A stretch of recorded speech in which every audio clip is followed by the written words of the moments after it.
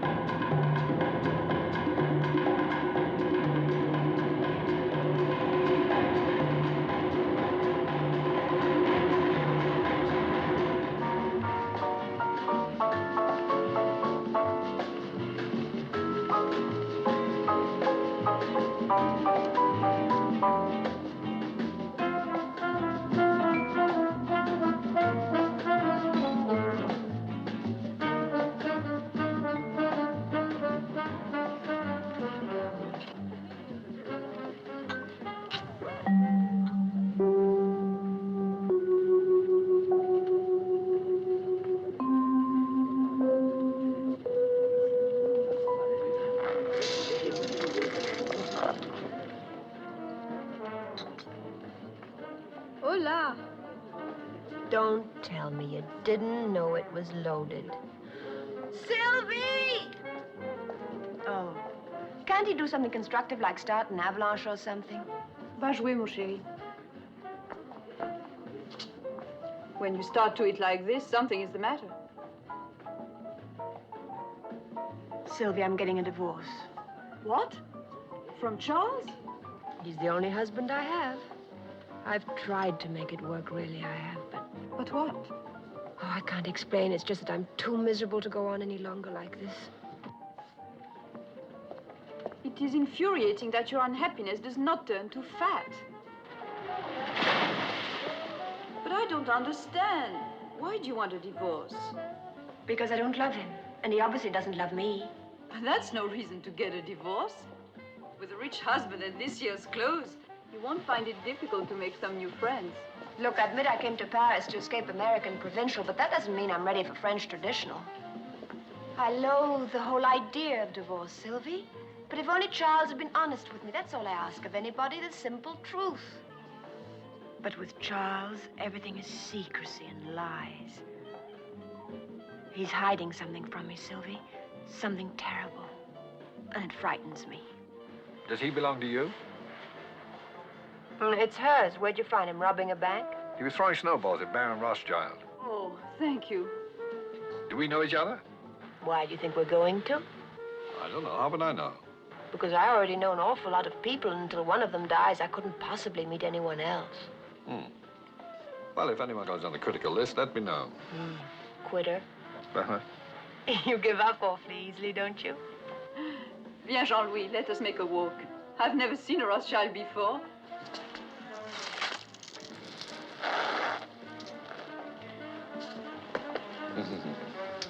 Clever fellow. Almost missed me. Thank you. You're blocking my view. Oh. Which view would you prefer? The one you're blocking. See, it's my last chance. I'm flying back to Paris this afternoon. What's your name? Peter Joshua. Oh, mine's Regina Lampert. Is there Mr. Lampert? Yes. Good for you. No, it isn't. I'm getting a divorce. Please, not on my account. Oh, no, you see, I don't really love him. Well, at least you're honest. Is there a Mrs. Joshua? Yes, but we're divorced. Oh, that wasn't a proposal. I'm just curious. Is your husband with you? Oh, no, Charles is never with me. What do people call you? Pete? Mr. Joshua. I've enjoyed talking with you. Oh, now you're angry. No, I'm not angry. I just have a lot of packing to do. I'm going back to Paris, too. Well, wasn't it Shakespeare who said when strangers do meet in far-off lands, they should ere long see each other again? Shakespeare never said that.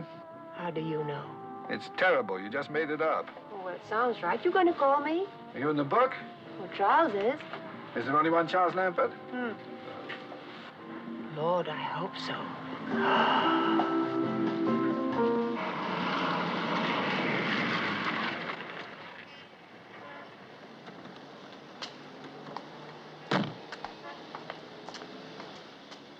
Goodbye, Sylvie, and thanks. When you get your divorce, are you going back to America? Well, don't you want me to stay? Yes, of course, but if you went back and wrote me a letter. You could have the stamps. I'll get you some here, okay? Okay. Goodbye.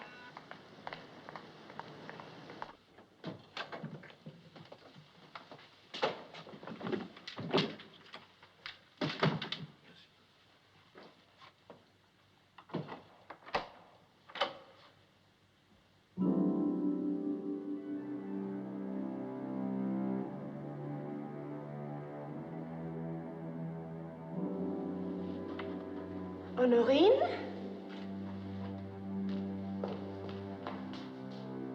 Honorine!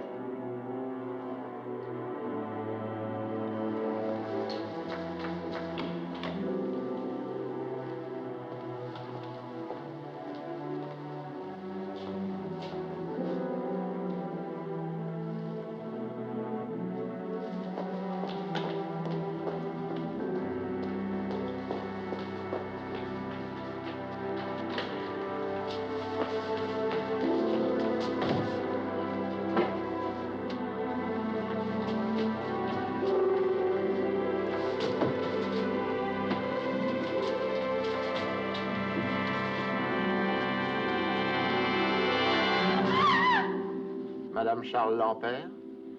Yes? I'm Inspector Edouard Grandpierre of the Police Judiciaire. Would you be so kind as to come with me, please?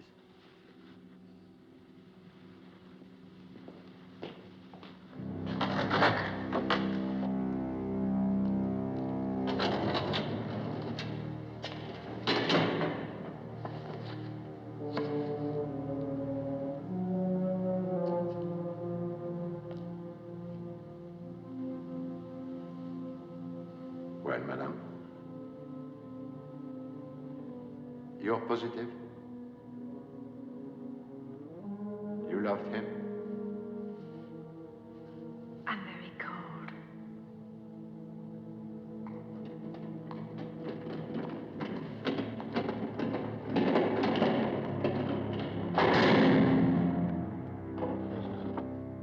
we discovered your husband's body lying next to the tracks of the Paris-Bordeaux railroad line. He was dressed only in his pajamas. Do you know of any reason why he might have wanted to leave France? Leave? No. Your husband possessed a ticket of passage on the Marin. It sailed for Venezuela this morning at 7. I'm very confused. He was American, your husband? Swiss. Swiss. His profession? He didn't have one. He was a wealthy man? I suppose so. I don't know. About how wealthy, would you say? I don't know. Where did he keep his money? I don't know. Beside yourself, who is his nearest relative? I don't know. That's absurd, madame. Totalement absurde. I know. I'm sorry. It is all right? I wish you wouldn't.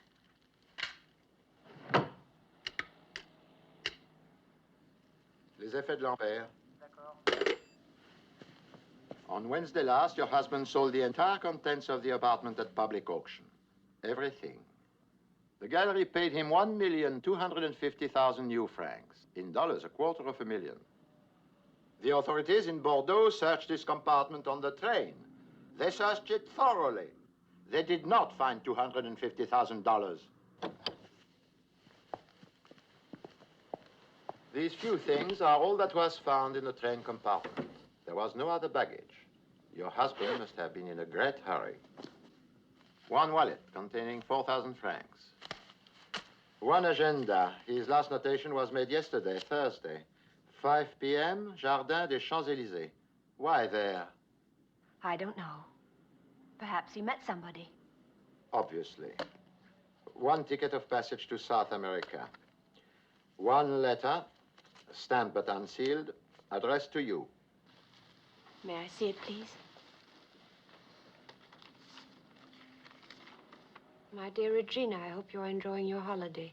Megève can be so lovely at this time of year. The days pass very slowly, and I hope to see you soon, as always, Charles. P.S. Your dentist called yesterday. Your appointment has been changed. Not much, is it? We took the liberty of calling your dentist. We thought perhaps we would learn something. Did you? Yes. Your appointment has been changed.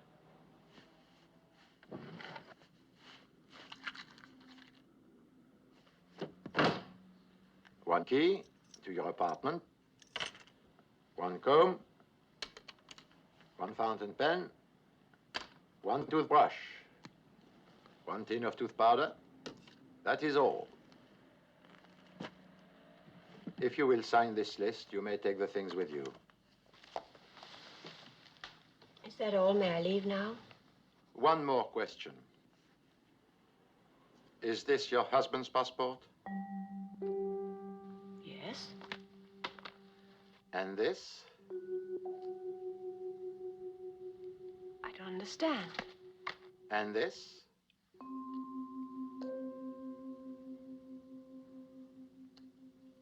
And this?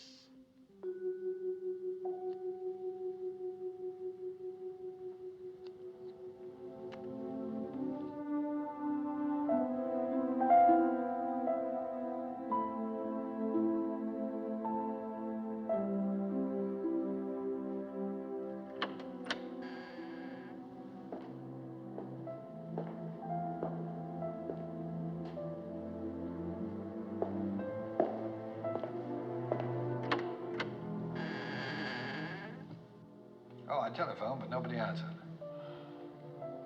Hello? Hello. I wanted to tell you how sorry I am. And see if there's anything I can do. How did you find out? It's in the afternoon papers. I'm very sorry. Thank you. I pressed the bell, but it isn't ringing, I guess. I know there's no electricity. Well, where did everything go? Charles sold it all at auction. This is all I have left. I love this room, but Charles never really saw it. Only the things in it. I think I prefer it this way. What are you going to do? Try and get my old job back at Uresco, I suppose. Doing what? I'm a simultaneous translator, like Sylvie. Only she's English into French and I'm French into English. That's That's what I was doing before I married Charles. The police probably think I killed him. Instant divorce, you mean? Something like that. It's terrible it ended this way, though. Tossed off a train like a sack of third-class mail. Well, come on, you can't stay here. I don't know where to go. We'll find you a hotel. Nothing too expensive. I'm not a lady of leisure anymore, you know. Something clean and modest. And near enough to your Resco so that you can take a cab when it rains. Okay? Okay.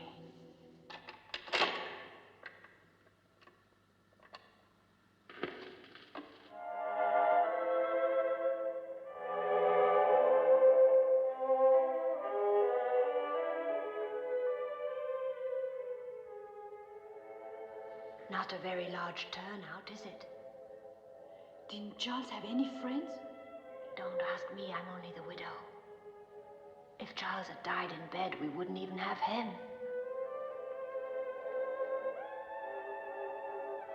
At least he knows how to behave at funerals.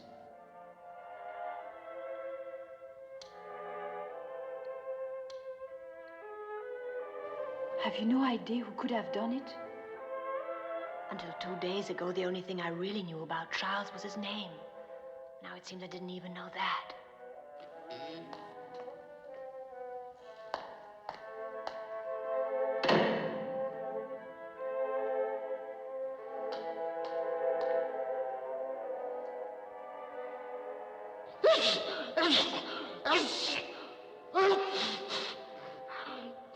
He must have known Charles pretty well. How can you tell? He's allergic to him.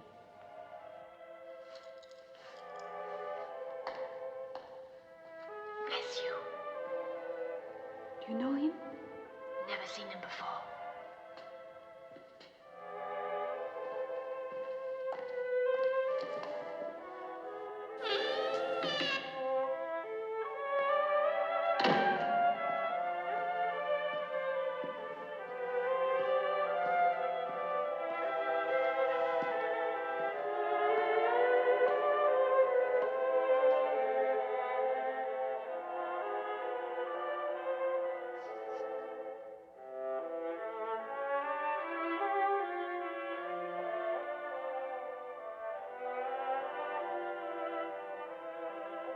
Arrivederci, Charlie.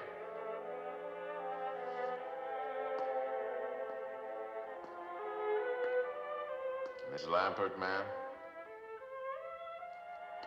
Miss Lampert, ma'am. Charlie had no call of doing it that way. No sirree.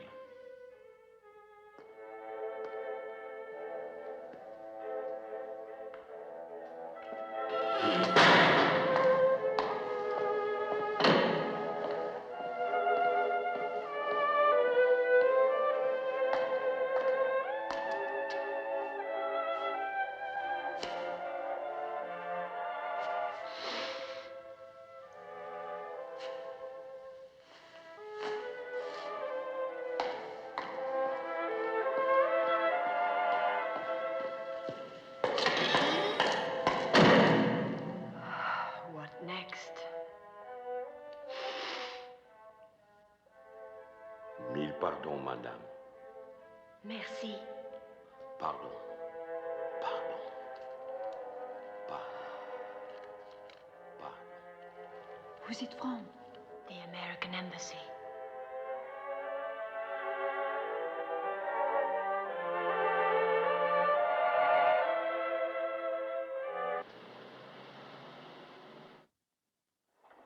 I bluffed the old man out of the last pot with a pair of deuces.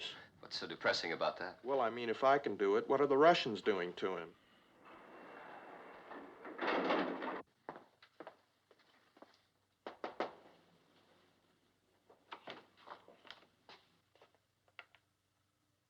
Hello?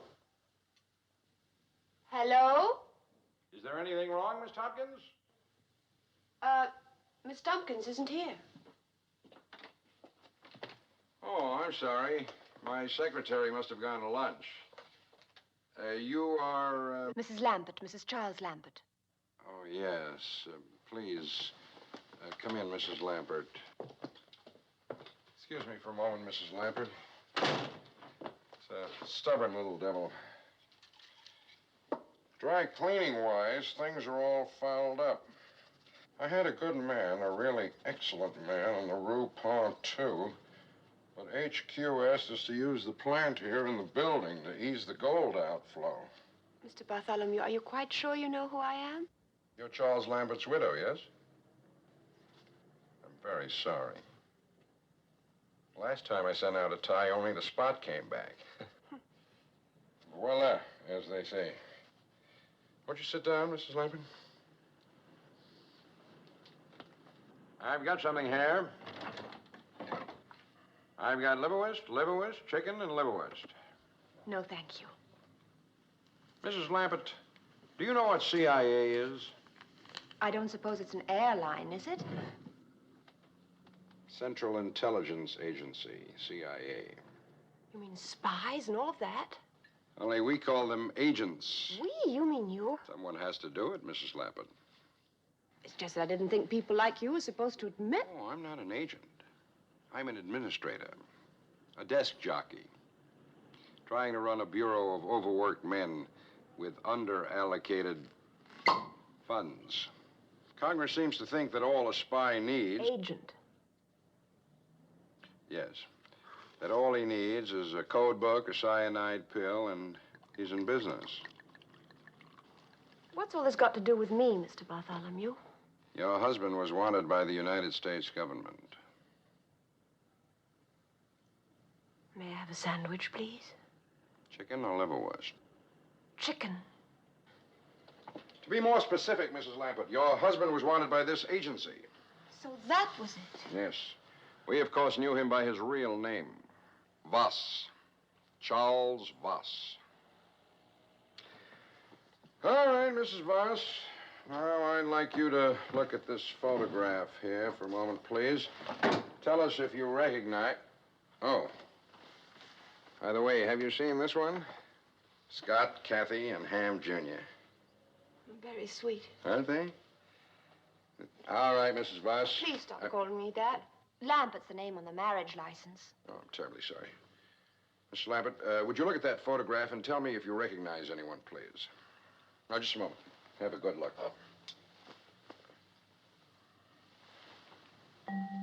It's Charles. Very good. He looks so young. When was this taken? 1944. Next, please. The man who was at the funeral yesterday. A tall man in a corduroy suit. Does the name Tex Panthollow mean anything to you? No. You like some wine? Oh, thank you. Next, please. He was there, too. A little less hair, but it's the same one. Do you know him, Mrs. Lampert? Leopold W. Gideon? No. The last one, please. That's a face you don't forget. He was there, too. Herman Scobie. You've never seen him before, either? No, thank heaven. Mrs. Lampert, I'm very much afraid that you are in a great deal of danger. Why should I be in any danger? You're Charles Voss's wife. Now that he's dead, you're their only lead. Mr. Bartholomew, if you're trying to frighten me, you're doing a first-rate job. Please do what we ask, Mrs. Lampert. It's your only chance. Gladly, but I don't know what you want. You haven't told me. Oh? I haven't? Well, it's the money, Mrs. Lampert. The money. The $250,000 Charles Voss received from the auction. Those three men want it, too. They want it very badly. But that's Charles's money, not theirs. Oh, Mrs. Lampert, I'd love to see you try and convince them of that. Oh, boy. But then whose is it? His or theirs? Ours. Oh. Charles Voss stole $250,000 from the United States government. I'm afraid we want it back. But I don't have it. That's impossible, Mrs. Lampert. You're the only one who could have it. Mr. Bartholomew, if I had $250,000, believe me, I'd know it. Nevertheless, Mrs. Lampert, you've got it. You mean he's just lying around somewhere? All that cash? Or a certified check, a safe deposit key, baggage claim. You look for it, Mrs. Lampert. I'm quite sure you'll find it. Look for it. Look just as hard and as fast as you can. You may not have a great deal of time. Those 3 men know you've got the money just as surely as we do. You won't be safe until the money's in our hands. Is that clear? Now, here's where you ought to call me, day or night. It's a direct line to both my office and my apartment. And please don't tell anyone about coming to see us today. It could prove fatal for them as well as yourself. As I said, Mrs. Lampert, I'm afraid you're in a great deal of danger. I regret very much having to say this, but please remember what happened to your husband.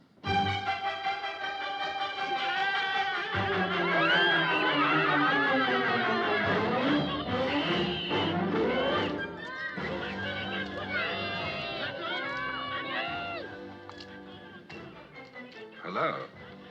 Hello, Peter. Now, didn't you telephone me to meet you on that corner over there? I'm sorry I heard the children laughing. Do you understand French? Not a word. I'm still having trouble with English. The man and the woman are married. Oh, I can see that. They're batting each other over the head.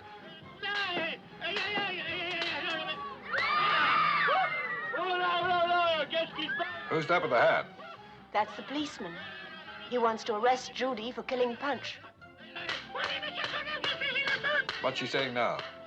That she's innocent. She didn't do it. Oh, she did it all right. I believe her. Well, who was that? That's Punch, of course. Punch, of course. I thought he was dead. He's only pretending to teach her a lesson.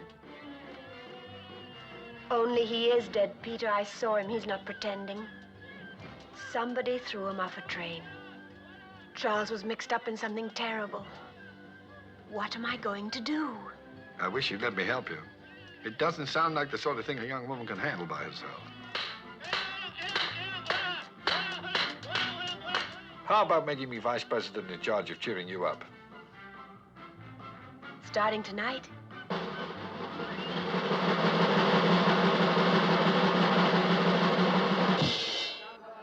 Bonsoir, messieurs, dames. Good evening, ladies and gentlemen. Buonasera, signori, signori. Ce soir, comme tous les autres soirs d'ailleurs, vous savez très bien qu'ici au Black Sheep Club, l'attraction, c'est vous. Alors, approchez-vous, messieurs, dames. Venez-y. Step right up, ladies and gentlemen. What's going on?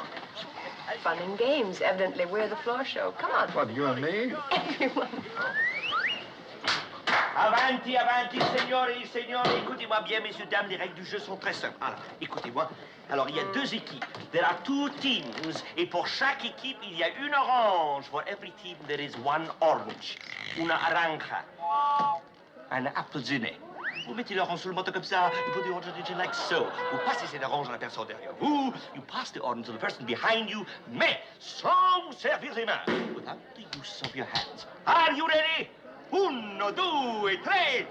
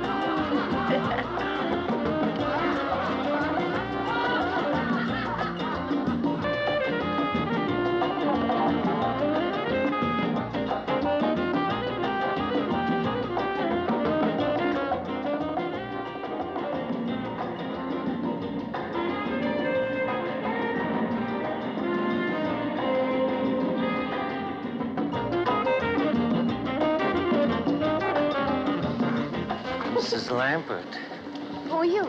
Didn't Charles tell you, Mrs. Lampert? Tell me what? It doesn't belong to you. You do know that, don't you? I don't know anything. Mrs. Lampert.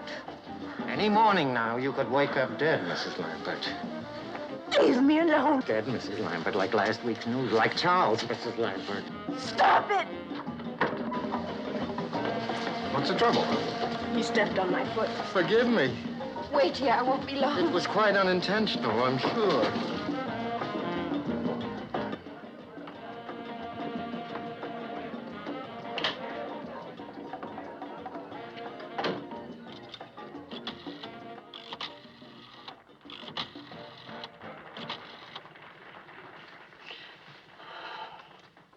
Mr. Bartholomew, this is Regina Lampert.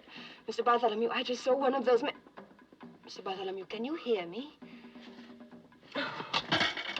Mr. Bartholomew, this is Regina Lampert. I just...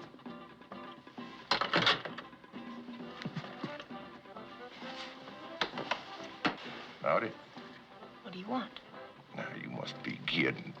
No, I'm not. Now, come on now, Miss Lampert. You know what it is? You're gonna get it for me, too. You know I ain't fooling around here.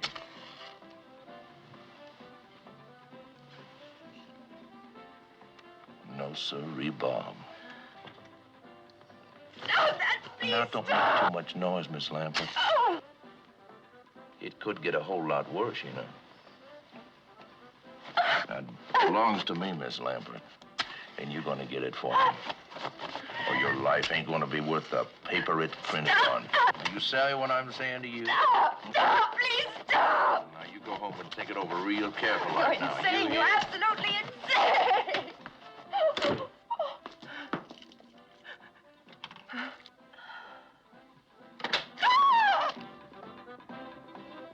What's the matter?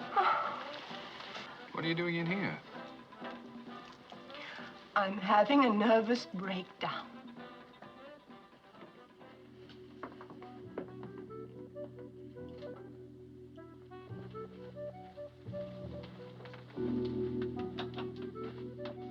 Now, hold it. I waited long enough. What happened back there? I'm not sure if I'm supposed to tell you or not.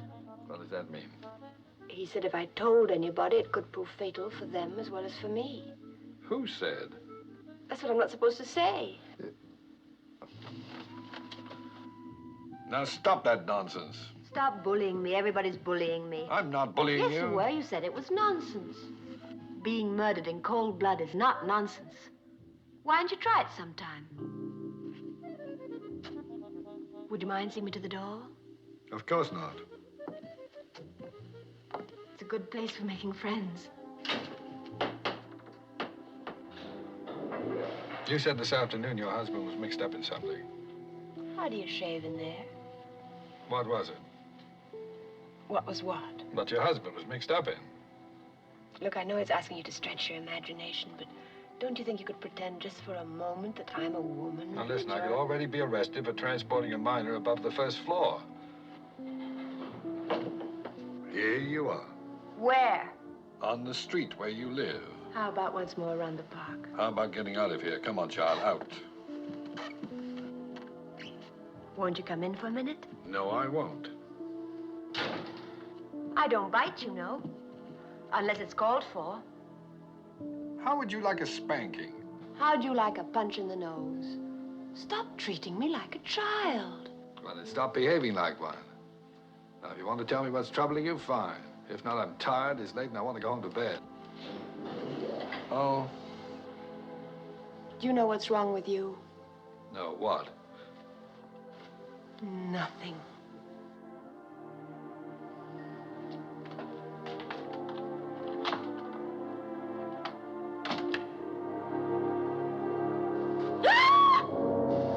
Where is it, lady? I don't know.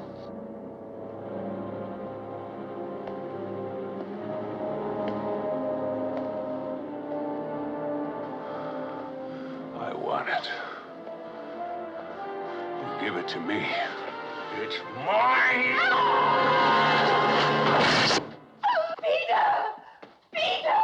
A man tried to kill me!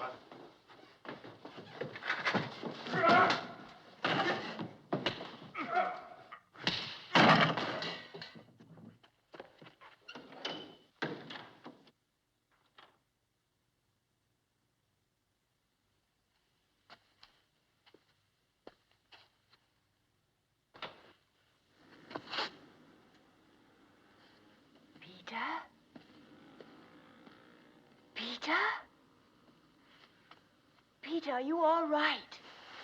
Oh, Peter, are you hurt? I sprained my pride. How are you? Scared. You'll be all right.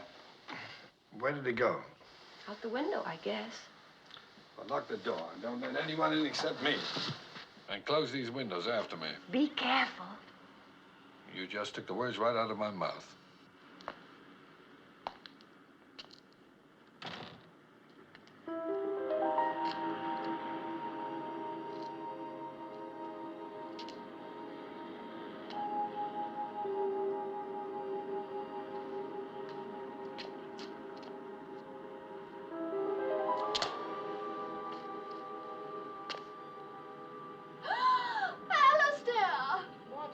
Now, Pamela. It happened again. Another strange man peered in the window at me, but then went away. Bad luck, Pamela.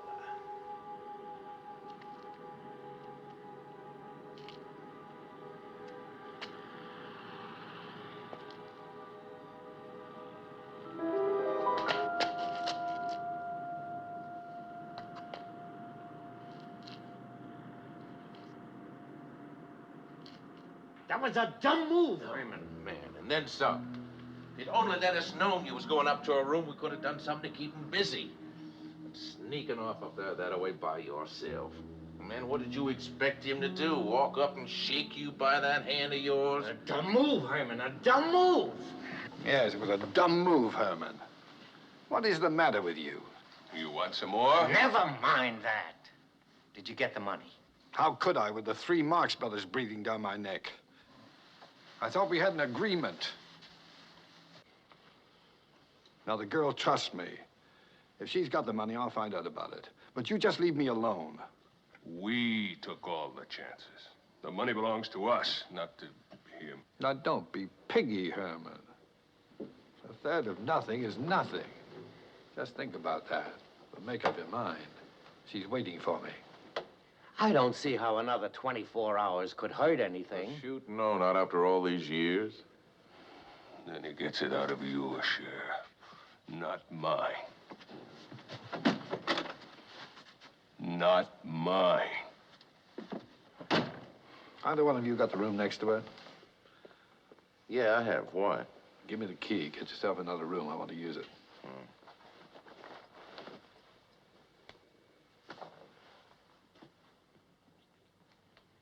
But if you do find that money, you ain't gonna forget to tell your buddies about it, are you? Don't worry. Oh, no, I ain't worrying. You see this little fella here? Oh, he worries. And he's even meaner than I am.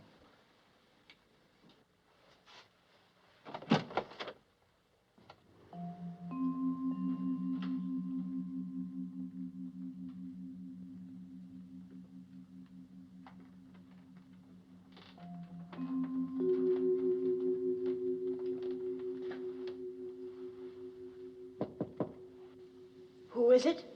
It's me, Peter.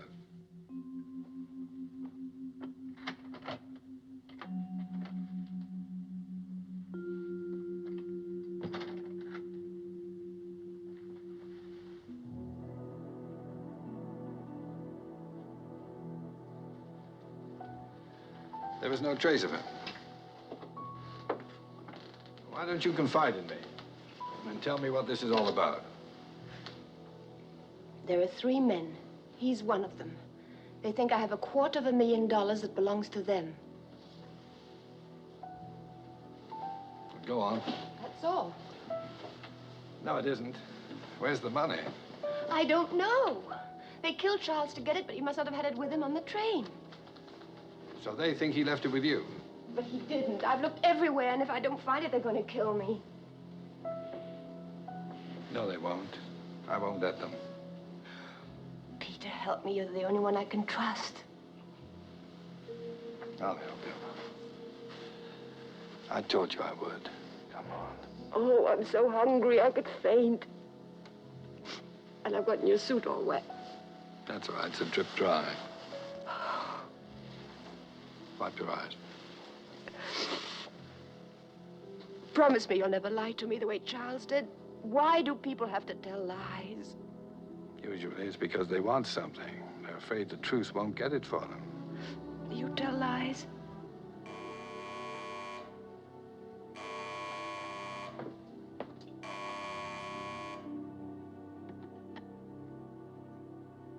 Hello? Mrs. Lampert, it's me. The man who was in your room a few minutes ago. What do you want? Who is it? It's the man you had the fight with. Is Dyle with you? Who? The man I had the fight with, lady. Dyle. That's his name. What's wrong? Is he still there? Yes. That's right. What's he saying? Don't trust him. Don't tell him anything. He's after the money.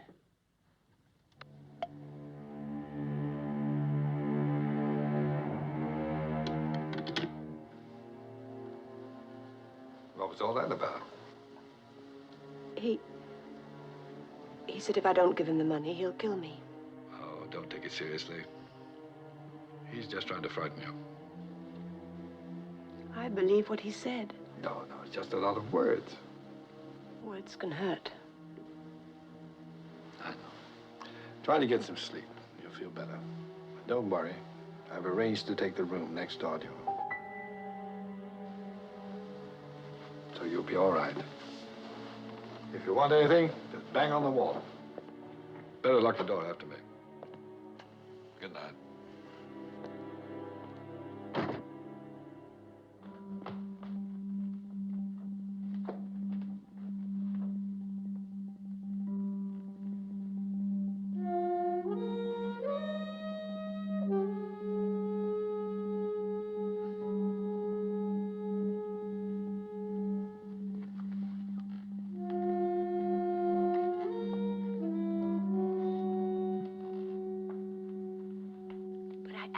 Mr. Bartholomew, what I'm trying to say is that there's someone else. What? Someone who wasn't in that photograph you showed me today. He says his name is Peter Joshua, but it isn't. It's Dyle. Are you still there, Mr. Bartholomew? Yes, Miss Lampert. I don't know who this Mr. Dyle is, but it's just possible we were wrong about who killed your husband. You mean he might have? Mr. Bartholomew, I'm catching the next plane out of here. I'm not going to sit around for somebody to make chopped liver out of me. Now, take it easy, Mrs. Lampert. Take it easy. Where are you now? Can you meet me at the market? At Leal? Yes, opposite San Eustache. I'll meet you there in 15 minutes. All right, I'll be there in 15 minutes.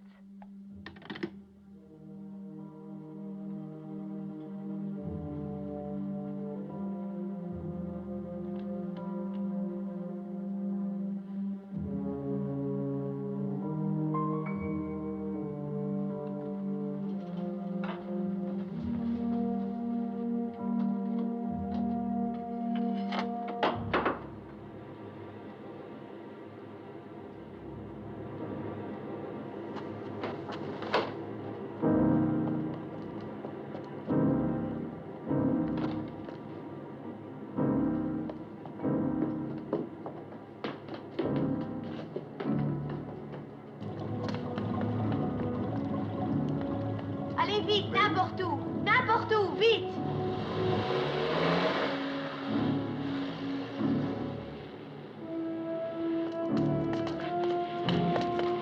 Three-base a taxi.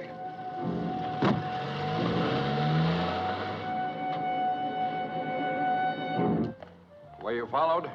Yes, by Dyle, but I lost him. I'm beginning to think women make the best spies. Agents. He has a gun, Mr. Bartholomew. No. But I saw it. No, that's not Carson Dyle. Carson? There's only one Dyle connected with this affair, Mrs. Lampert. That's Carson Dyle. You mean you've known about him all along? It's enough to make you a vegetarian, isn't it? It's just lucky that I'm not hanging next to one of those things right now. Why didn't you tell me you knew about Dyle? I didn't see any point. Dyle's dead. Mr. Bartholomew, what is all this about? In 1944, 5 members of the OSS, the Military Espionage Unit, were ordered behind the German lines for the purpose of delivering $250,000 in gold to the French underground. The 5 men were, of course, your husband, Charles, the 3 men who showed up at his funeral yesterday, and Carson Dyle. Oh. Instead of delivering the gold, they stole it. How? By burying it, then reporting the Germans had captured it. All they had to do was come back after the war, dig it up, and split it 5 ways. $250,000 with no questions asked. May I have a cigarette, please? I can't stand those things. It's like drinking coffee through a veil. Everything went smoothly enough until after the gold was buried. Then, before they could get out, they were ambushed by a German patrol. A machine gun separated Scobie from his right hand and caught Carson Dyle full in the stomach. What's wrong with that one? Nothing, I guess. What happened then?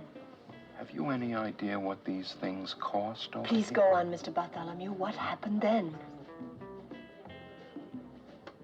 Carson Dyle was dead, but Scobie was able to travel. So... La soupe, c'est pour qui? Pour moi.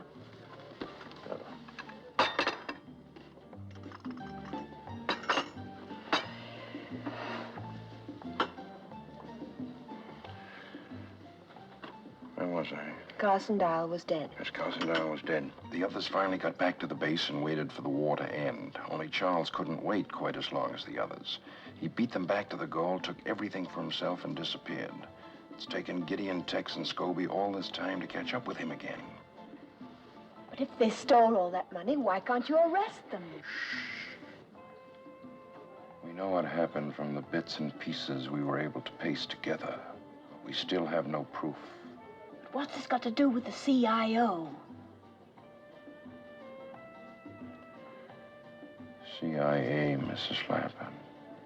It's an extension of the wartime OSS. It's our money, and we want it back. I'm sorry, Mr. Bartholomew, but nothing you've said has changed my mind. I'm leaving Paris tonight. Wouldn't advise that, Mrs. Lampert. Better consider what happened to your husband when he tried to leave. Those men won't be very far away no matter where you go. In fact, I don't even see any point in your changing hotels. Now, please help us, Mrs. Lampert. Your government is counting on you. I suppose if I'm going to die, I might as well do it for my country. That's the spirit. Here's what I want you to do. We're anxious to know who this man is, the one calling himself Dyle. I want you to find out.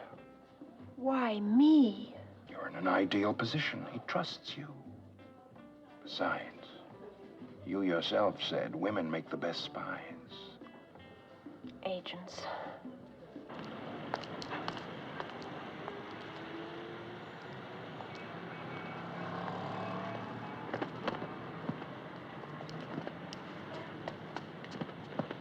Oh, pardon.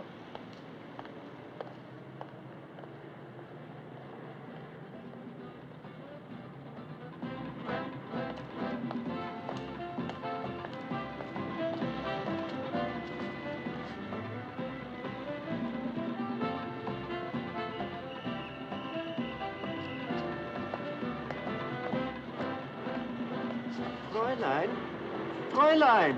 What are you doing following me? It's going to look like a parade. Stop it!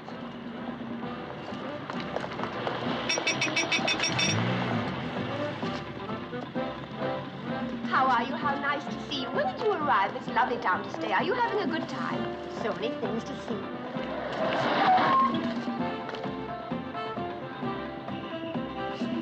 Fräulein! Fräulein! If you don't stop following me, I'll call the police. Taxi!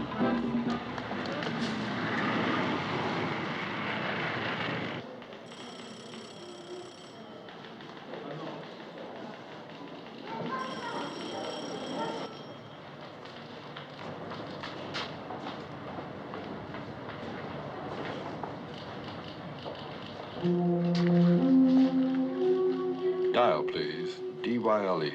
Yes, Mr. Dyle, I remember.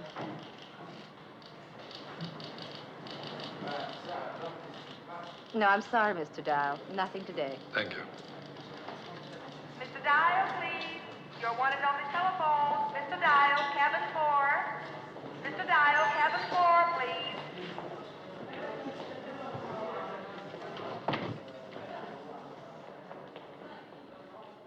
Yes? Good morning, Mr. Dyle. Reggie? It's the only name I've got. How about you? I know cat and mouse. You've got me. What do you want to know? Why you lied to me? I had to. For all I knew, you were in on the whole thing. I'm trying to find out who you are. But you know my name. It's Dyle. Carson Dyle is dead. Yes, he is. He was my brother. Your brother? The Army thinks he was killed in action by the Germans. But I think they did it. Tex, Gideon, Scobie, and your husband. Because my brother wouldn't go along with their scheme to steal the gold. I think he threatened to turn them in, and they killed him. And I'm trying to prove it. They think I'm working with them. But I'm not, Reggie. I'm on your side. Just believe that. How can I? You lied to me just the way Charles did. After promising you wouldn't. Oh, I want to believe you, Peter. Oh, I can't call you that anymore, can I? Take me a while to get used to your new name. What is it? Hello? Hello?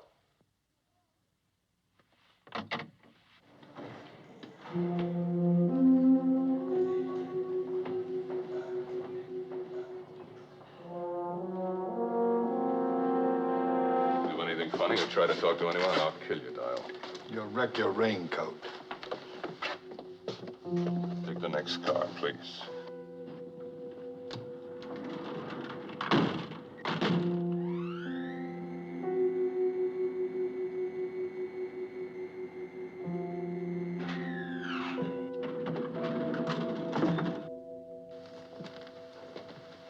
Look out. Didn't want you to bump your head. Get in there.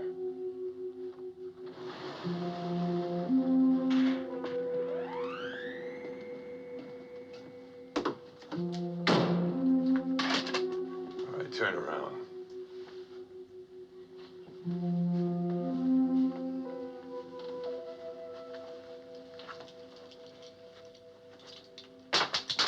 Now sit down.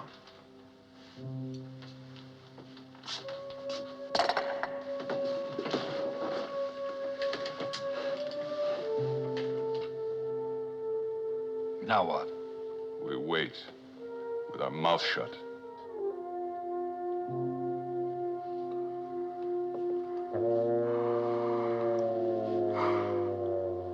Oh, I'm sorry about that.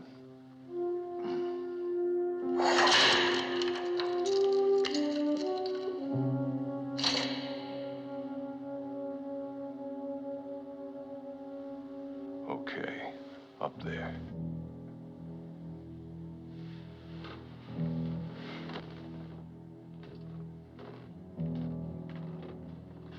Do I knock or something? Now, open it.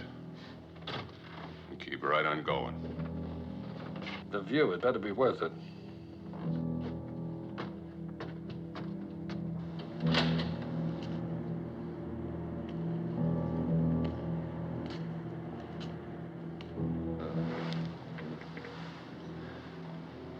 Very pretty. Now what? I was afraid of that.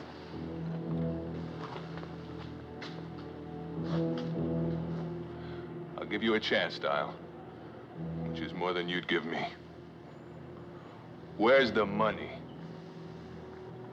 Is that why you dragged me all the way up here to ask me that? She has it. And I say maybe you both have it. One more time, Dyle. Where is it? Supposing I had it, which I don't, do you really think I'd just hand it over to you? Step back. Back where? That's the idea. Now, just a minute. Take it easy.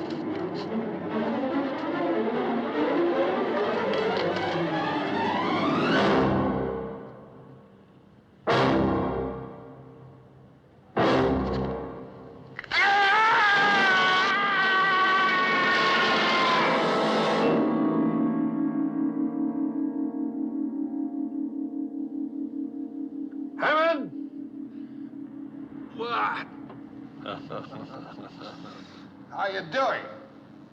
How do you think? If you get bored, try writing Love Thy Neighbor 100 times on the side of the building.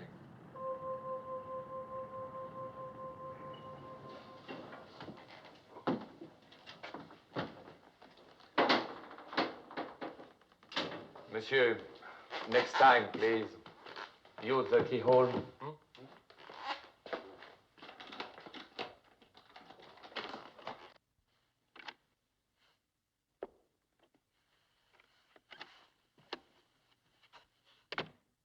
Is that you? Yeah. You going to open up? Sure, wait a minute. Don't you know it's impolite to leave someone holding the phone? What happened? Oh, I met a man with sharp nails. Scobie? Mm-hmm. I left him hanging around the American Express. Come in. I've got something that stings like crazy. Now, you're the kind of girl that'd have something like that. Sit down. Hey, wait a minute. What is that stuff? Marvelous stuff. It's going to hurt you much more than it's going to hurt me. Oh, Bill. Oh. Did you hear something rip? No. Oh, that's odd. Oh! Listen, I only came in for an estimate. Sit still. It's not too bad. Oh. You won't be able to lie on your back for a few days. Then you can lie from any position, can't you? Oh. Does it hurt? What? Does it hurt? Oh, are you kidding? Have you got a bullet I could bite like they do in the movies? Are you really Carson Dyle's brother? Now, would you like to see my passport? Passport? What kind of a proof is that? Well, would you like to see where I was tattooed? Yes. All right, we'll drive around that way. Could at least tell me what your first name is these days. Alexander. Okay, Alexander. You're done. Good. You're a new man. I'm sorry the old one couldn't tell you the truth. But I had to find out your part in all this. Is there a Mrs. Dyle? Yes. But we're divorced. I thought that was Peter Joshua. I'm just as difficult to live with as he was. Alex, how can you tell if anyone's lying or not? You can't. There must be some way. No. There's no riddle about two tribes of Indians. The white feet always tell the truth and the black feet always lie. So one day you meet an Indian. You say, hey, Indian.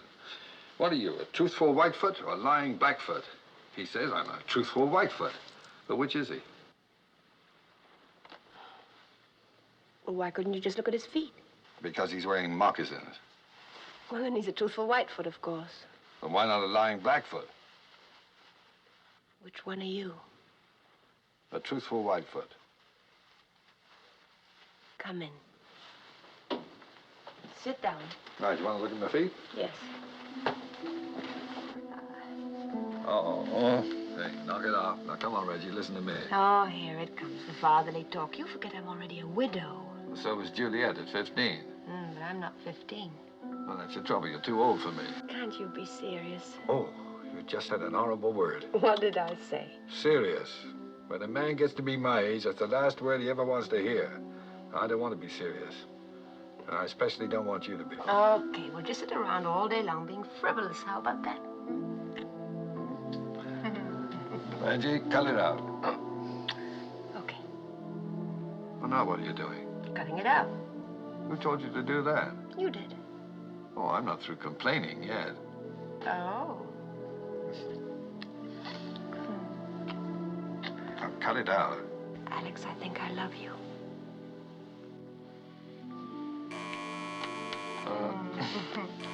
Hey, the telephone's ringing. Never mind. Whoever it is won't give up. Yeah. And neither will I. Just a minute here. Come on, take it. Hello. I'm sorry. I was just nibbling on something. Say, I'd appreciate it mighty highly if you'd wiggle on over to room 46 and chew the fat for a spell. Could you give me one good reason why I should? Yeah. A little one, about 6 or 7. Keeps calling for Aunt Reggie. Ain't that cute? They've got Jean-Louis. I'll be right there. Hey, Tex, do something with this kid, will you? My whole leg's going to sleep. Sit easy. Are you a real cowboy? Yeah, sure am, kid. So where's your gun? Will you put that thing away? Jean-Louis. Got him, Miss Lampert. Oh, who invited him? Well, Herman, see you had a happy landing. I must call Sylvie right away. I'm afraid that'll have to wait, Mrs. Lampert. But it's his mother. She won't be anybody's mother unless you answer some questions. This ain't no game, Miss Lampert. I want that money now. Why don't you keep quiet and stop threatening the child? He hasn't got the money, and neither has Mrs. Lampert. Then who does? I don't know, Herman. Maybe you do. Me. Or you. Oh. Or him. Why, that's the most ridiculous thing I... Listen to this man. Man's going loco. Now, hold it. Suppose one of you found Charles here in Paris. Even bumped into him by accident. Followed him when he tried to run out again. Cornered him on the train. Threw him out the window, and without bothering to tell the other two, took all the money for yourself. If one of us did that, he wouldn't hang around here waiting for the other two to figure it out. But he'd have to, don't you see? If he left, he'd be admitting his guilt. Whoever it is has to wait here, pretending to look for the money, waiting for the rest of us to give up and go home. He's just trying to throw us off. They got it, I tell you. Why don't we search their rooms? That's all right with us. Well, then what are we wasting time for? Let's go. While we're waiting, we'll search yours. Not my room. Well, Herman, you have something to hide? Then there are no objections. All right, here's my key. I'll take that. My room's open. Hey, wait a minute. Now, you two just make yourselves to home here. Well, let's get busy. Come on, Jean-Louis. Come on. Oh, that's fine. Who gets your vote? Scobie, he's the one who objected. All right. I'll take Tex's room and Gideon's. You take Jean-Louis with you and bolt the door from inside. Come on, Jean-Louis, we'll have a treasure hunt, okay? Come on. Tex? Man, it's Charlie's stuff. Looks like it. Think we ought to call Herman? What for? If it's not here, why bother him? And if it is? Why bother him?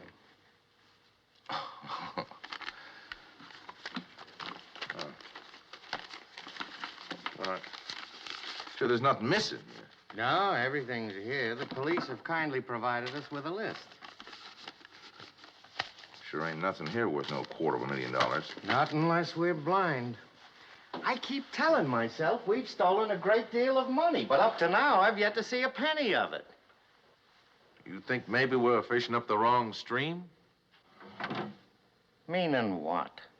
Suppose one of us has it, like the man says. Now, that'd be mighty distasteful, us being veterans of the same war and all. Well, you know I'd tell you if I had it. Oh, naturally, just like I'd tell you if I had it. Naturally. And that goes for Herman, too. Naturally.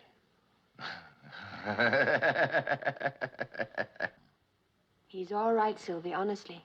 Just hurry over as soon as you can. Okay, goodbye. Now, if you had a treasure, where would you hide it? I would bury it in the garden. Well, swell, but this man doesn't have a garden. Oh, neither do I. You don't? Well, if you had to hide it in this room, where would you put it? Up there. On top of that cupboard? You know something? You may be right. Oh, I hope I don't find any hairy little things living up here. Hey, there is something. It's heavy. I found it, I found it, I found it, I found it. If you think you're getting credit for this, you're crazy. We won, we won, we won, we won, we won, we won. We won, we won. We found it, we found it. Did you find it? No. What do you mean, no? Yeah, the kid was yelling there. Up there, it's up there. Believe me, there's nothing up there.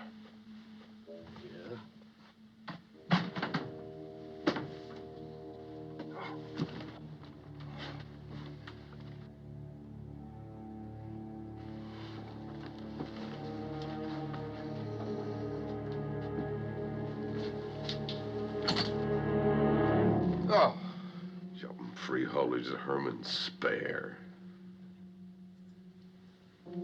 Where is he?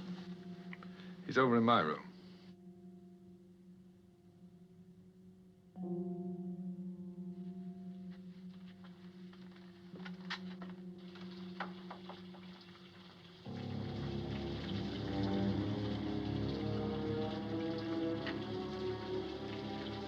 You'd better take the boy out in the hall.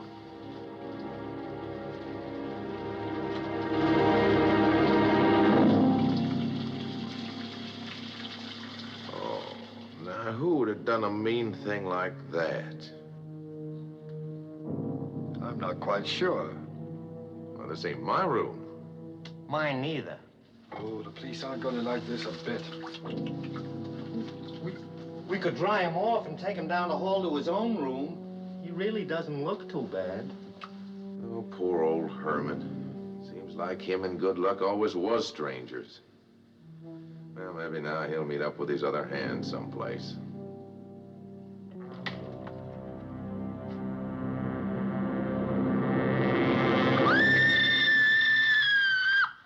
A man drowned in his bed? Impossible. And in his pajamas. The second one in his pajamas. C'est trop stupid. Stop lying to me. This nose tells me when you are lying. It is never mistaken. Not in 23 years. This nose will make me commissaire of police. Mr. Dyle or Mr. Joshua. Which is it? Dyle. And yet you registered in Megève as Mr. Joshua. Didn't you know it was against the law to register under an assumed name? No, I didn't. It's done in America all the time. None of you will be permitted to leave Paris until this matter is cleared up. Only I warn you, I will be watching. We use the guillotine in this country. I have always suspected that the blade coming down causes no more than a slight tickling sensation on the back of the neck. It is only a guess, of course. I hope none of you ever finds out for certain.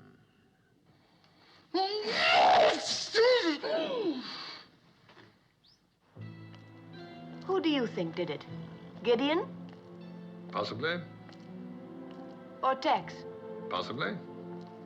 You're a fat lot of help. That's right. Can I have one of those? One of what? I think Tex did it. Oh. Vanille chocolat, s'il vous plaît. Why do you think Tex did it? Because I really suspect Gideon, and it's always the person you don't suspect. Do women think it feminine to be so illogical, or can't they help it? What's so illogical about that? Well, you just said that it's always the one you don't suspect. And you suspect Gideon, so therefore it must be Tex. But on the other hand, if you suspect Tex, it must be the other fellow, Gideon. I guess they just can't help it. Who?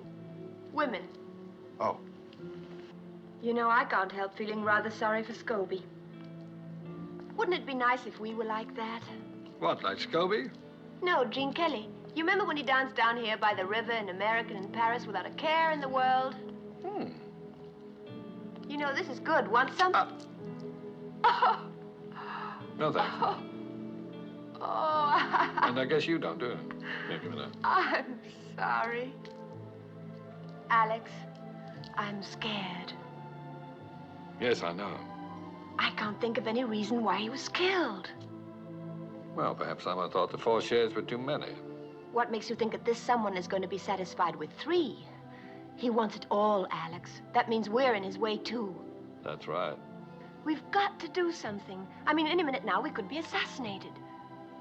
Would you do anything like that? What, assassinate someone? No, swing down from there on a rope to save the woman you love. Like the hunchback of Notre Dame. Huh? Oh, who put that there? Hurry up and change. I'm starved. Let me know what you want to eat so that I can pick out a suit that matches.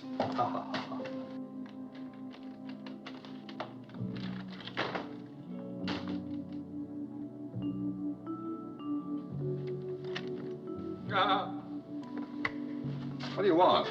It's the house detective. Why don't you have a girl in there? Oh, you're a pest. Can I come in? No, I'm going to take a bath. Oh, wouldn't it be better if you did it in here? What for? Well, I wouldn't want to use that tub. And anyway, I don't want to be alone. I'm afraid. You're only next door. If anything happens, holler.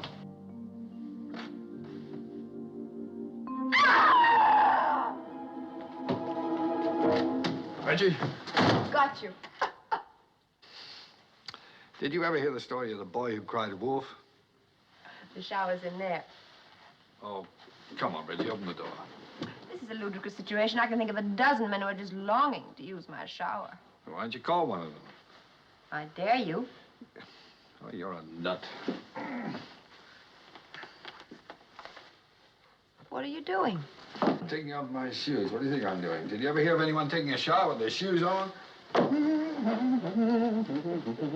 I usually sing a medley of old favorites when I'm in the shower. Oh, any requests? Shut the door. Oh, I'm afraid I don't know that one, miss. Well... Shut the door. Why? Come in and watch.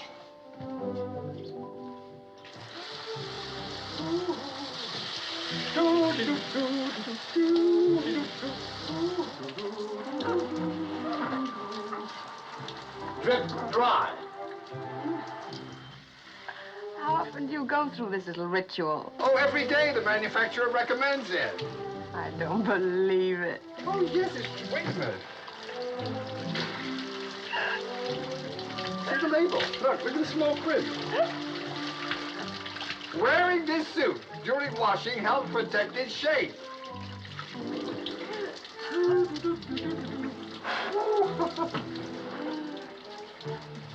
Waterproof?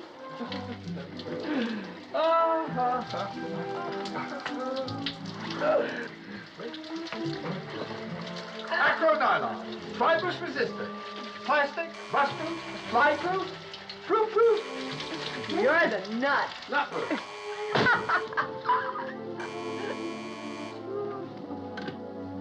Yes. Mrs. Lampert, Bartholomew. I spoke to Washington, Mrs. Lampert. Go ahead, Mr. Bartholomew. I'm listening. Well, I told them what you said about this man being Carson Dyle's brother. I asked them what they knew about it, and they told me. You're not going to like this, Mrs. Lampert. Carson Dyle had no brother. Miss Lampert? Are you sure there's no mistake? None whatsoever. Please be careful, Mrs. Lampert. Bye.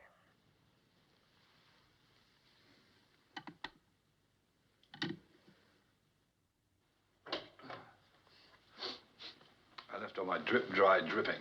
Is that all right? What's the matter? Something wrong? Oh, you're probably weak from hunger. You've only eaten 5 times today. I'll get someone to fix up my suit quickly and take you out to dinner. Let's go somewhere crowded. I feel like a lot of people.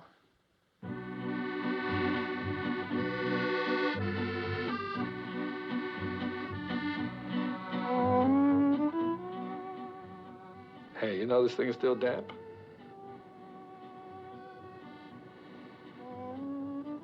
You haven't spoken a word for 20 minutes. I was thinking about Charles and Scobie and who's going to be next. Me? I don't suppose you know who the murderer is, do you? No, not yet. Whoever's left alive at the end will pretty much have sewn up the nomination, don't you think? What are you trying to say, that I might have killed Charles and Scobie?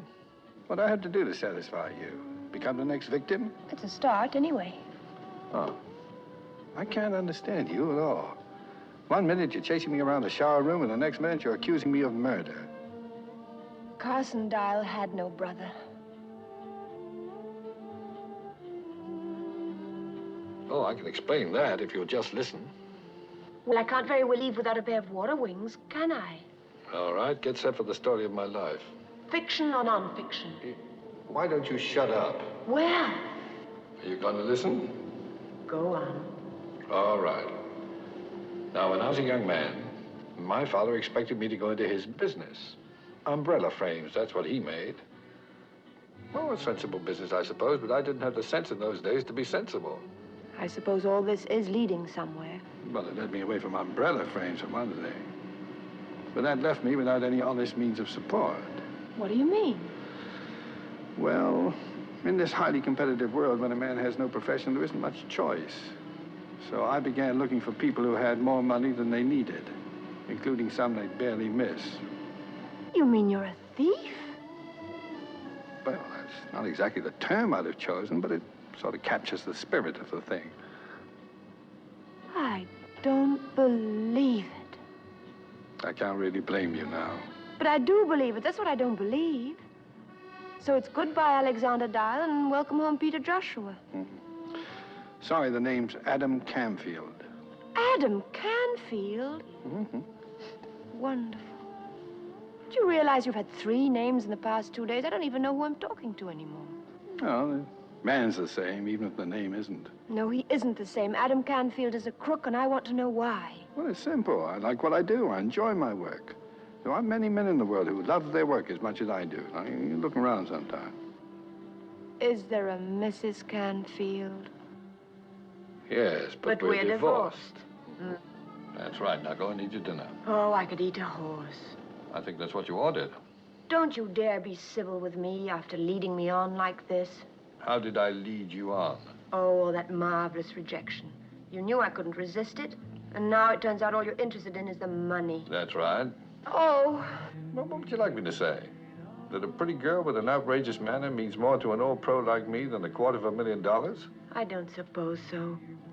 Well, it's a toss-up, I can tell you that. What? Hasn't it occurred to you that I'm having a tough time keeping my hands off you? Oh, you should see your face. What's the matter with it? It's lovely. Now what's the trouble? I'm not hungry anymore. Isn't it glorious? Adam! It's all right. Come and look.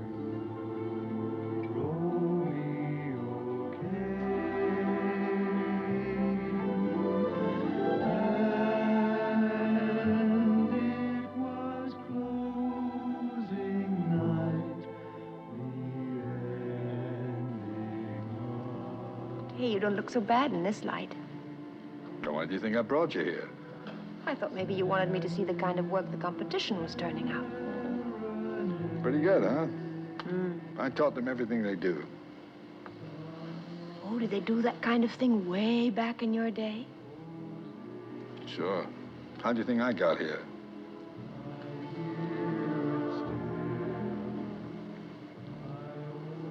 Not allowed to kiss back, huh? Oh, no. Doctor said it was bad for my thermostat.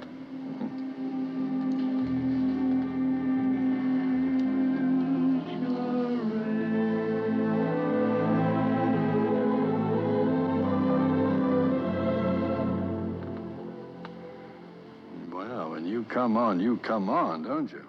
Well, come on.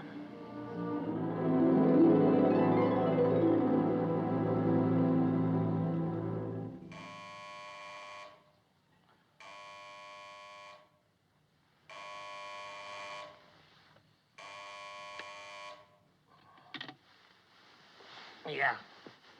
Hmm? In the lobby?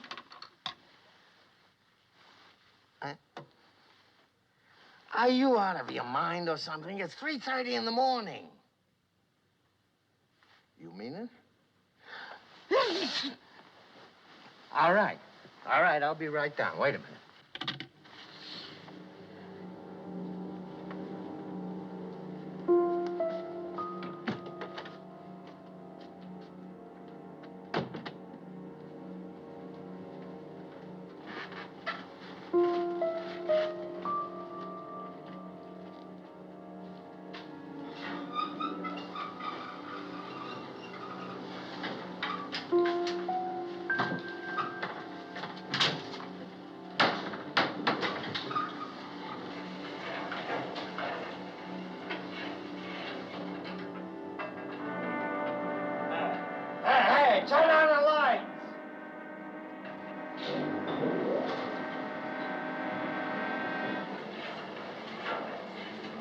Hey, I stop this thing! Yes! Yes!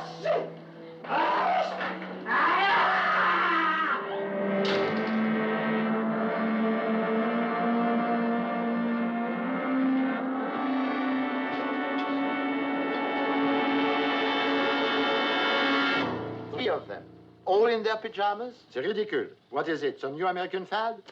And now, your friend who lives here, the one from Texas, he's disappeared, into thin air. Where is he? I wish I knew. Madame? Tell me, Mr. Dyle, where were you at 3:30 a.m.? In my room, asleep. And you, Mrs. Lampert? I was too. In Mr. Dyle's room? No, in my room. Obviously, you're telling the truth. For why would you invent such a ridiculous story? And if I were you, I wouldn't stay in my pajamas. Good night. Well, that wraps it up. Tex has the money. You go to bed. I'll let you know when I found him. You going to go looking for him now? Well, if the police find him first, they're not going to turn over that $250,000 to us. Oh, Adam. Do as I tell you. Go to bed and bolt your door.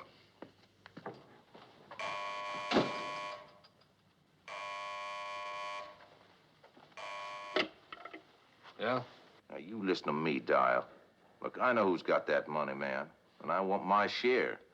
Seems to be growing and growing every day. Well, I ain't disappearing until I get it. Where are you, Tex? Come on, man. Look, my mama didn't raise no stupid children.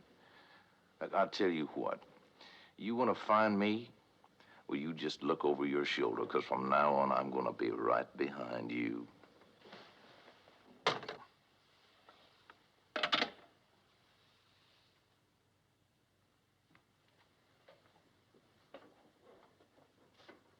Open up.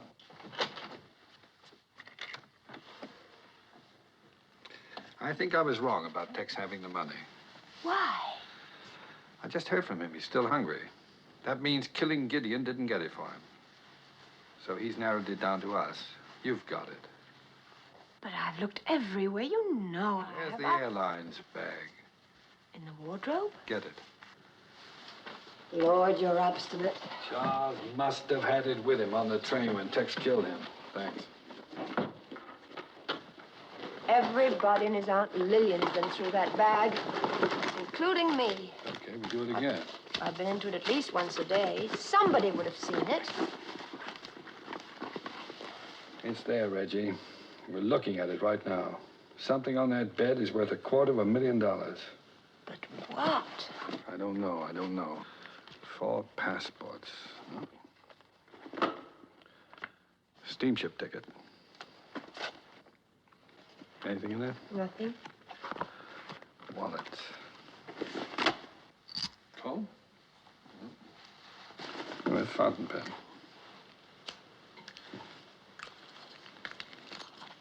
What about that key? To the apartment matches mine exactly. Oh. I bet you don't really need those. You need them. Well, it still doesn't make sense. But it isn't worth $250,000 either. Wait a minute. What? The tooth powder. What about it? Could you recognize heroin just by the taste of it?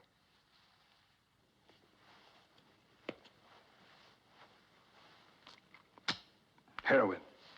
Peppermint-flavored heroin. Well, I guess that's it. Dead end. Well, go to bed. You've got to get up and go to work in the morning. There's nothing more we can do tonight. I love you, Adam. Yes, you told me. No. Last time I said I love you, Alex. Oh. Oh. Che io ho l'onore di rappresentare disturberebbe l'esportazione dei derrati farinosi italiani in queste parti del mondo. Signori delegati, vi ringrazio della vostra attenzione. Hold it. They're recognizing Great Britain. What a mush. Mr. Chairman, fellow delegates, my distinguished colleague from Italy. Her Majesty's delegation has listened with great patience to the Southern European... Oh, are you on? No, it's all right. What's wrong, Adam? Nothing's wrong. I think I found something. I was snooping around Tex's room and came across this in the wastebasket. I stuck it together again. Well, that's the receipt Grandpierre gave me for Charles's things. I don't see how that's going to... No, you're not looking. Last night when we went through the airlines bag, something was missing. An agenda. That's an appointment book, isn't it? It wasn't there. That's right. I remember Grandpierre looking through it, but there was nothing in it, at least nothing the police thought was very important. Can you remember anything in it at all? He did say something about Charles's last appointment. With whom? Where? I think it only said where. No, come on, Reggie. Think. This may be what we're looking for. Adam, that money doesn't belong to us. If we keep it, we'll be breaking the law. Nonsense. We didn't steal it. There's no law against stealing stolen money. Of course there is. There is? Yes. When did they pass such a silly law? Now think, Reggie. What was in that appointment book? Oh, it was a place or a street corner or something. Watch it, I'm on. Messieurs les délégués, mon distingué collègue de la Grande-Bretagne. Le problème qui se présente influence d'une manière vitale la proposition la plus importante de la conférence de l'hémisphère occidental. Of the Western Hemisphere Conference... Of the Western Hemisphere Conference held on March 22nd... No, wait! It was last Thursday, 5 o'clock, the Jardin des Champs-Élysées. That's it, Adam, the garden. Well, it's Thursday today, and it's almost 5 o'clock. So come on. Oh, it's all right, gentlemen. Carry on. Now what? 5 o'clock, Thursday, the gardens. Must be something around here. Charles's appointment was last week. Yes, I know, but this is all we got left. You're not kidding. 10 minutes ago, I had a job. But now you've got another job, so stop grumbling and start looking. I'll take that side. You poke around over here.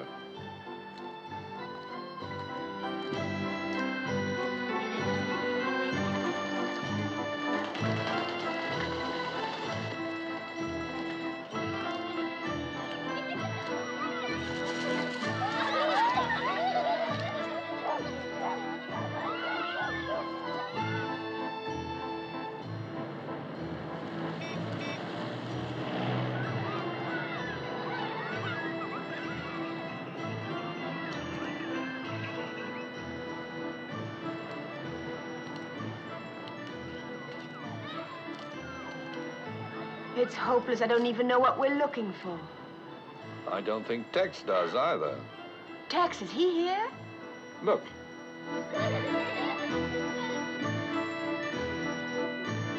I'm going to see what he's up to. You stay here. Be careful, Adam. He's already killed 3 men.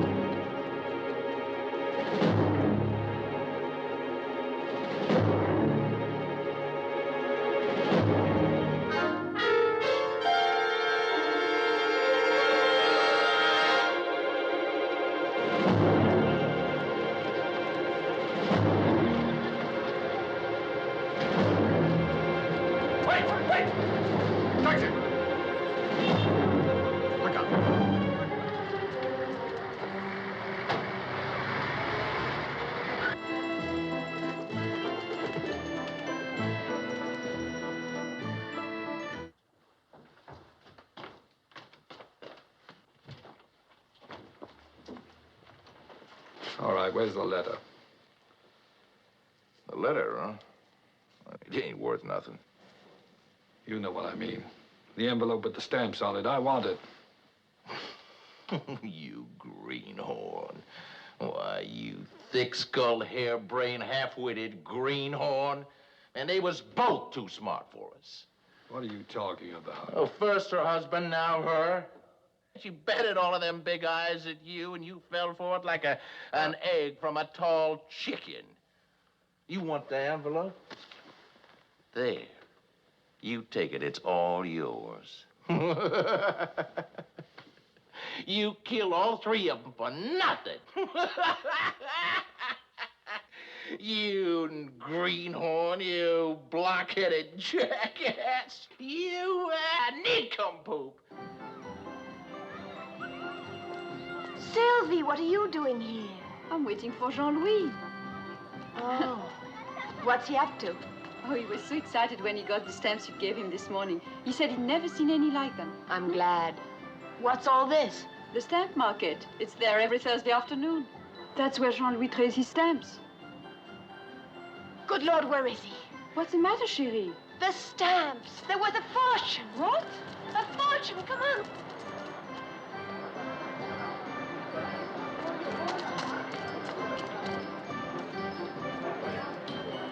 I don't see him anywhere. We'll separate. You look over there. Okay.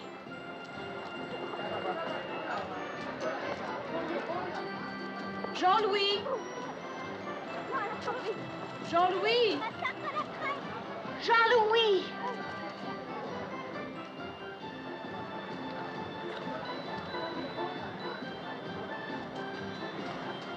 Jean-Louis! Jean-Louis! Reggie! Reggie! Jean-Louis, thank heaven. Do you have the... What's this? A man gave me all those for only $3. A man? Oh, no, Jean-Louis. Who? Where? Vite, mon chéri, vite! Là-bas. Come on. Oh, but he's gone. I don't blame him. Entrez. Monsieur Felix? Oui? I was expecting you. I knew you would come. Look at them, madame. Have you ever in your entire life seen anything so beautiful? I'm sorry, I don't know anything about stamps. I know them as one knows his own face, though I had never seen them. This one, a Swedish 4 shilling, called the Gula Fyraskillingen, printed in 1854. What is it worth? Well, the money is unimportant. I'm afraid it's very important. Well, in your money, perhaps $85,000. May I sit down? Yeah. And the blue one? Oh, it's called the Hawaiian Blue. In 1894, the owner was murdered by a rival collector who was obsessed to own it. And what is its value today? $65,000. And the last one? Are the best for last. Le chef-d'œuvre de la collection, the masterpiece. It's the most valuable stamp in the world. It's called the Gazette Moldave. It was printed by hand on colored paper and marked with the initials of the printer. Today, it has a value of $100,000. I'm not a thief, madame. I knew there was some mistake.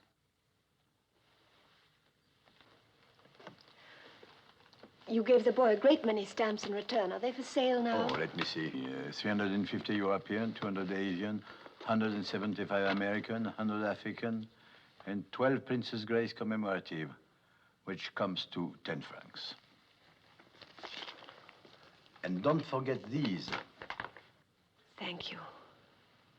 I'm sorry. Oh, no, for a few minutes they were mine. That is enough.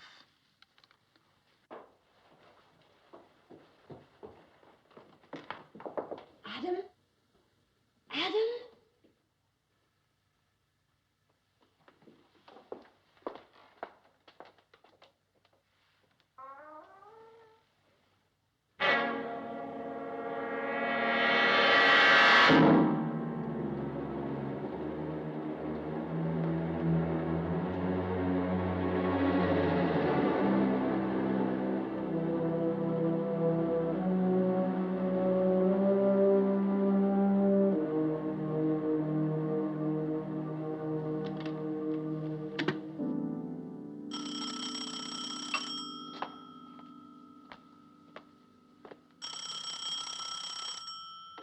Hello?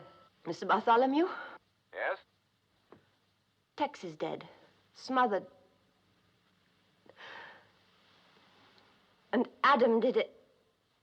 He killed them all. Are you sure? Yes, I'm sure. Tex wrote the word Dyle before he died. He's the murderer, I tell you. Now, wait a minute. Just a minute, Mrs. Lampert. You better give that to me again. It was the stamps on the letter Charles had with him on the train. They were there in plain view all the time, but no one bothered to look at the envelope. Now, Mrs. Lampert, listen to me. You're not safe as long as you have these stamps. Let's see. Do you know the Center Garden at the Palais Royal? Yes, the colonnade. Yes, by the colonnade. As fast as you can get there. Hurry, Mrs. Lampert. I'm leaving right away. Goodbye.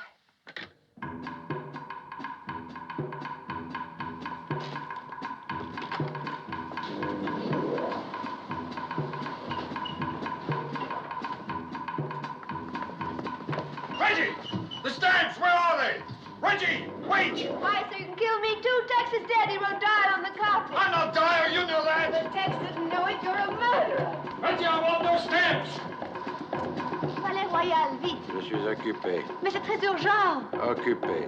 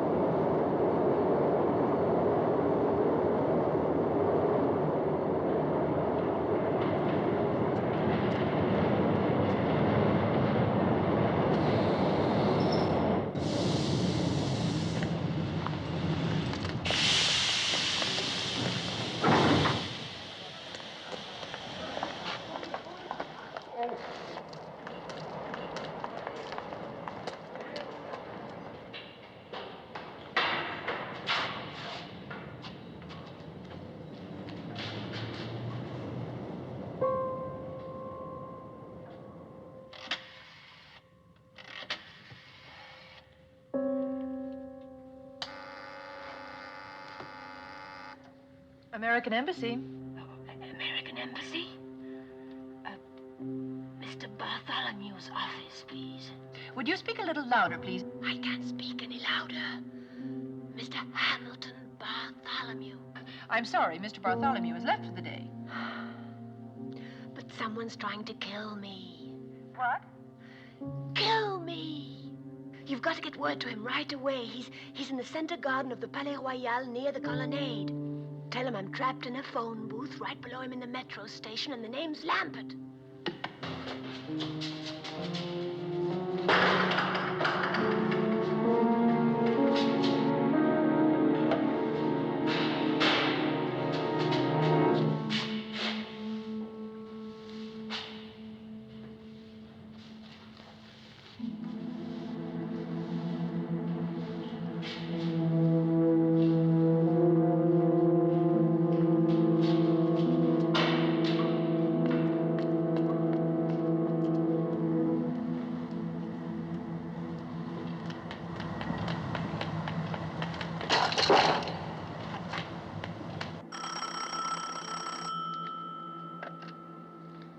Hello?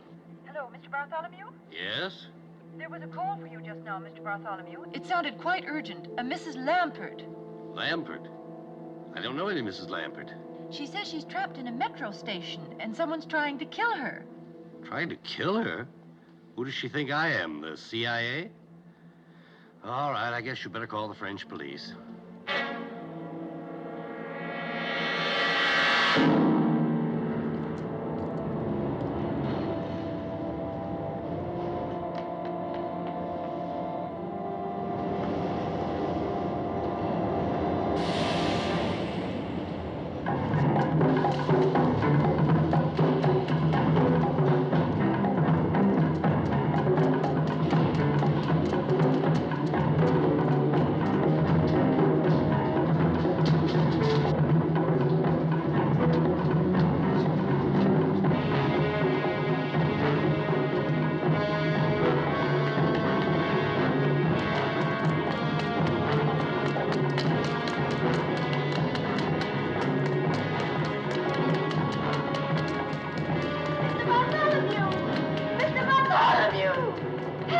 Reggie, stop! That man is Carson Dyle. We all know Carson Dyle is dead, Mrs. Lampert. I tell you, he's Carson Dyle. Now, you're not going to believe him. Just bring those stamps over here. He's trying to trick you again. Tex recognized him. That's why he wrote Dyle. If you take him those stamps, he'll kill you, too. Mrs. Lampert, if I'm who he says I am, what's preventing me from killing you right now? Because he'd have to come out to get the stamps. And he knows he'll never make it. Mrs. Lampert, he wants the money for himself. That's all he's ever wanted. He's with the CIA. I saw him at the embassy. I tell you, he's Carson Dyle. That's right, Mrs. Lampert. That's right. I'm a dead man. Look at me. Oh, I don't know who anybody is. Reggie, I beg you. Just trust me once more. Why should I? I can't think of a reason in the world why you should.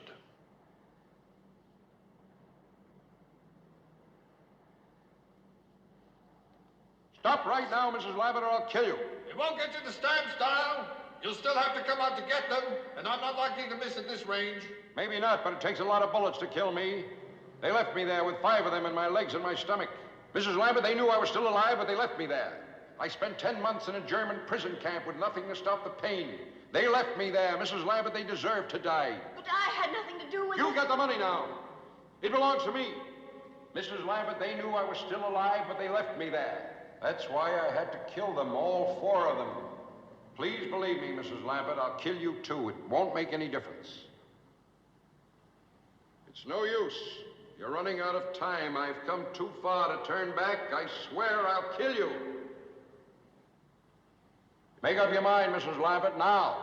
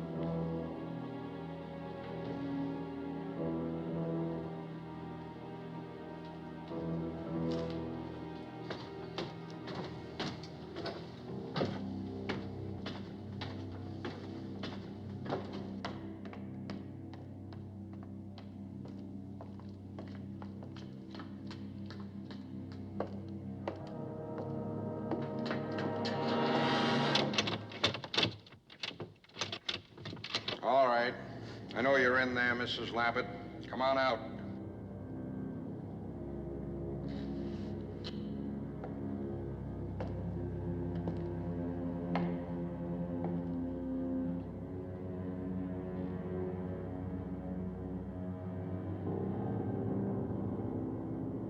Do you hear me? Come on out.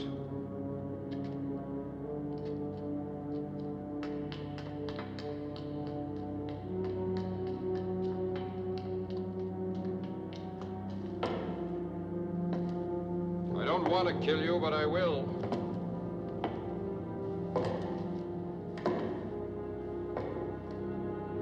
Come on out.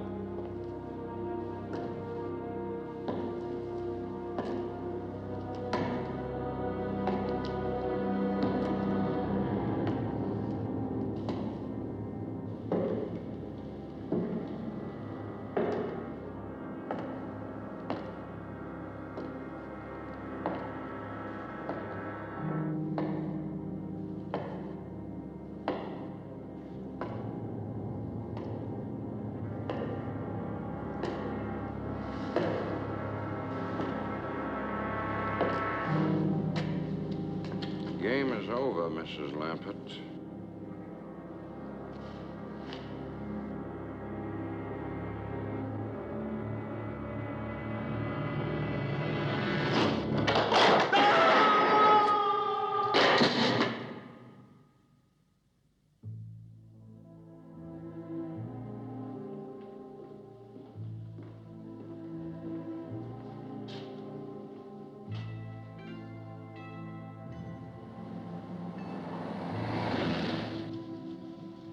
You didn't have to chase me so hard.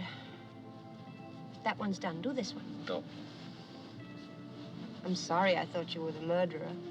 But how was I to know he was as big a liar as you are? Is that all the gratitude I get for saving your hide? You rub your own digging foot. The truth now, was it my hide or those stamps? Well, what a terrible thing to say. How could you think that? Then prove it to me. Tell me to go to the embassy first thing in the morning and turn in those stamps. I said, tell me to go to the embassy first thing. I heard you. Then say it. Now, Reggie, listen to me. There's something I'd like to explain. Never mind. I'll go by myself. Well, what makes you think they're even interested? It's only $250,000. It would cost more than that for them to fix up their bookkeeping. Now, as a taxpayer... Who's a taxpayer? Crooks don't pay taxes. Excuse me, soldier. Marine, ma'am. Oh, forgive me.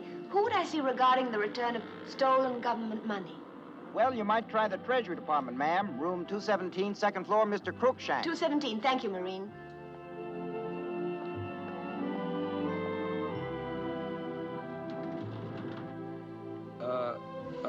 Do you mind if I don't go in with you? The sight of all that money being given away might make me break out. Mr. Cruikshank, please. My name is Lampert. Yes. Mr. Cruikshank? Miss Lampert? Mrs. Lampert to see you. Yes, sir. Go right in. Thank you.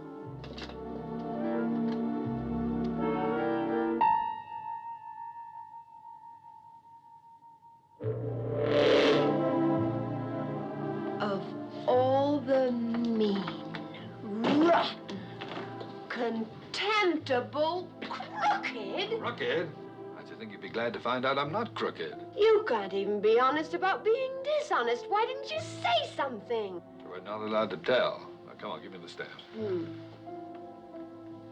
Wait a minute. How did Carson Dyle get an office in this building anyway?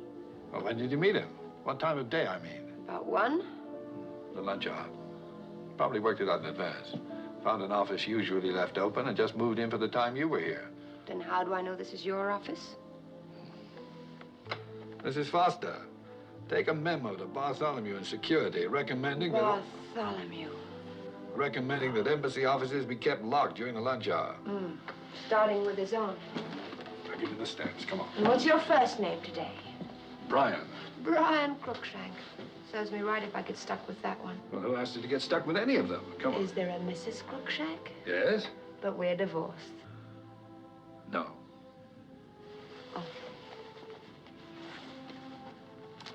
My mother. She lives in Detroit. You'd like her. She'd like you, too. Come on, give me those stamps. Not until you prove to me that you're really Brian Cruikshank. All right, one day next week, I'll put it on the marriage license. How about that? Quit stalling. I want some identification now. I wouldn't lie on a You license. can't prove I it to could me, go can you? jail. You're still trying to... Marriage license? Did you say marriage license? Now, don't change the subject. Just give me the stand. Oh, I love you, Adam, Alex, Peter, Brian, whatever your name is. Oh, I love you. I hope we have a lot of boys and we can name them all after you. Well, before we start that, may I have the stamps?